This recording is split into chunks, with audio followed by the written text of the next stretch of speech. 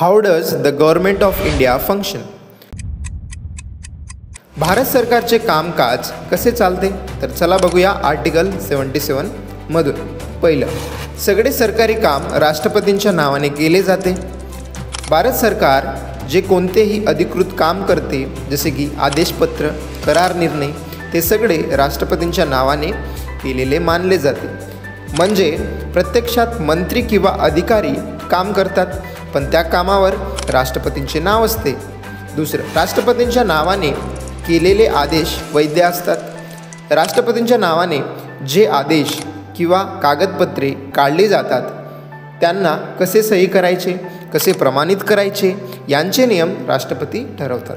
आणि एकदा आदेश योग्य प्रकारे प्रमाणित झाला की तो आदेश खरा नाही किंवा राष्ट्रपतीने केला नाही असे म्हणत कोणीही त्यांना वैधता करू शकत नाही. तिसरं, सरकारचे काम नीट वाटून देण्यासाठी राष्ट्रपती नियम बनवतात. सरकारचे दैनंदिन काम व्यवस्थित चालावे म्हणून राष्ट्रपती वेगवेगळ्या मंत्रालयामध्ये काम कसे वाटायचे यासाठी नियम बनवतात.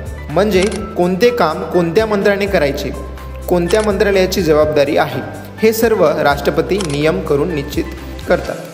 धन्यवाद.